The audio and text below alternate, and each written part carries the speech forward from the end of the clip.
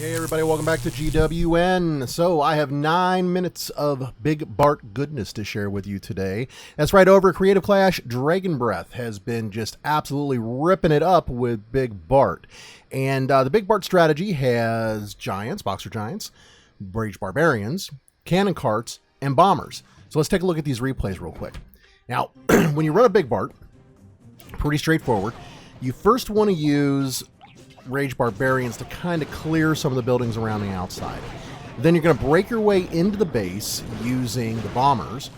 And then, of course, you're going to tank using boxer giants, bring in the cannon carts from behind, and just proceed to take the base down. Right now, DB is playing up at around 5,900 trophies. He's been flirting with 6,000 all day, and I'm guessing that's probably his goal. I sat online today, man, I want to say for maybe 4 hours collecting replays from the guys over at Creative Clash, and he threw out a whole bunch of them. And some of them were three stars, others were 2 stars. And I grabbed what I thought was some of the better ones. The first couple here are going to be 3 stars. Then we're going to drop down to a 96, a 90, an 88. When you play up that high, you don't typically have a whole heck of a lot of 3 stars, to be honest, because you're starting to get into an area where more and more players have upgraded defenses. A lot of times they have upgraded walls, but as you all know, walls are really only a problem if you got a beat on them, and that's typically reserved for the battle machine. So, you know, the higher level walls just aren't as, they're just not as influential in these wins anymore. Because if you're running something like Big Bart, you're going to just disrupt the pathing and take the walls out using your bombers, which is what you'll see in each one of these replays that he's doing. The pathing that's designed in a base will ideally direct troops towards traps and certain defenses, or direct them towards something that will stop them from moving so that all the defenses can kind of zero in on them and take them out. That's why strategies that use bombers and disrupt that pathing are so effective on the builder base. Here we got another one. This is also a 3-star. And again, these are all right up around 5,900 trophies, so these are high-level players, not people that, you know, are relatively new to Builder Hall 9 or have a whole lot of Builder Hall 8 defenses in their base. The very last replay that I'm going to have for you is against a top 10 player, I think he is, and he had a fully maxed base. And DB managed to pull an 88% off against him, which is actually pretty impressive using these strategies. We all thought that the ground strategies were going to suffer because of the lava launcher. And, you know, they have quite a bit, but a lot of the players have really figured out ways to adjust and adapt so that they're able to push their way in. And I think we're back to really a lot of the same problems that any strat has going back the last couple, 3 Builder Hall levels. When you come to ground using Raged Barbarians, it's usually going to be the Crusher. If that Crusher doesn't go down before your Raged Barbarians get to it, you're going to lose a whole slew of them. And I mean, you see all that right here in this one as well. Thankfully, he's still got, you know, the battle machine and decent health, half health that's going down now, as well as those cannon carts that are able to continue to work their way through and finish off the last few buildings. A lot of times that doesn't happen.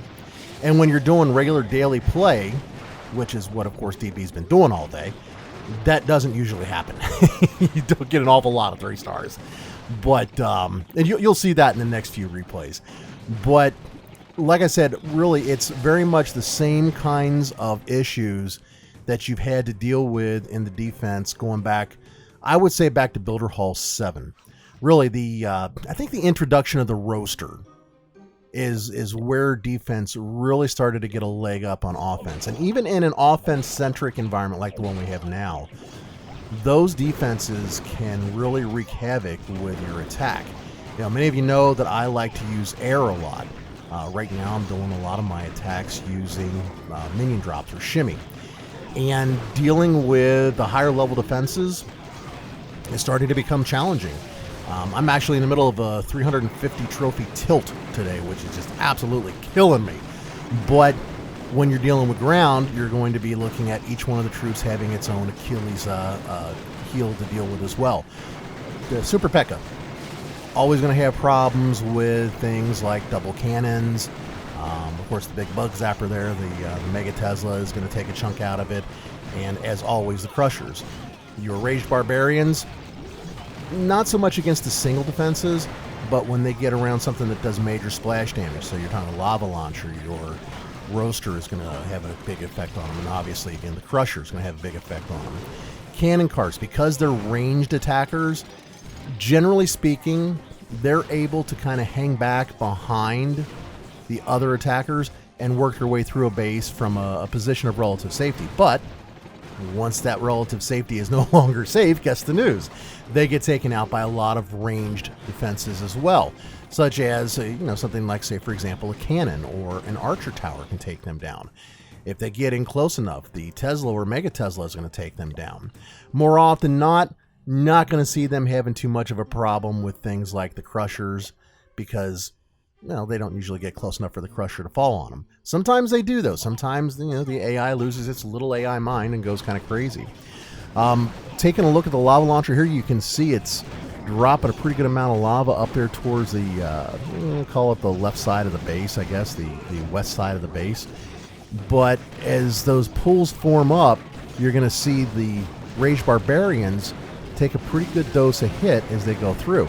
And if they actually stop and have to work on something at the edge of the puddle of lava, well, then they're going to be in trouble. And that's what slows down a lot of these ground attacks. Using Raged Barbarians, using sneaky archers, you've got those lava pits that they're dealing with. I mean, look at the cannon carts. They work their way into it, and they stop because why? Well, they're a ranged attacker. And that means that they're going to be firing at something from a distance of, I want to say, what is it, like 6 or 7 tiles or something like that? Well, that's exactly where you're going to find the lava launcher is strongest. It's firing around the outside of the base. So as soon as those cannon carts start to work their way in for their ranged attack, boom, they're sitting in a pool of lava and they're getting damage over time. The lava launcher is your first DOT defense, so it's going to do a fair to middle end number on a lot of these troops. And in this particular replay, you can see he only gets up to 90%, and a lot of that is because of the lava launcher taking out the cannons or slowing down the Raged Barbarians as they come up. Here we've got one against Bren Chong, and this is the top 10 one I was talking about. Fully maxed base, even the walls, and we're gonna crack out about an 88%, I think it is, on this one. We'll have to wait and see. I'm pretty sure it was 88%, and it's the standard Big Bart pattern. I think you guys have seen this base. I'm running one very similar to it. You come in and you take out around the outside of the base any junk buildings meant to distract and slow down your troops. Once you've got those down, then you're going to send in your bombers to break up the walls, to break up the pathing. In go the Boxer Giants to distract the various defenses, keep them busy, and you start to flood the middle of the base with your Raged Barbarians as soon as it opens up.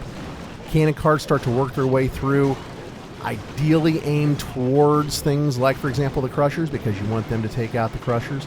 Battle Machine comes in. He's going to do a mix of damage and act as a tank as well, and you just kind of plow through the base.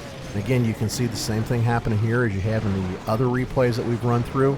Everything is forming up into this nice offensive line. You've got 2 points of ingress, one on the left, one on the right, or call it the bottom and the top, however you want to move the base around in your head, until finally, we've worked our way into the middle of the base, taken out the builder hall, and now we're going to get a few extra buildings, a couple of scragglers, if you will, to wrap it up and pull out a good, solid 88% 2-star, a high 2-star that will enable the win.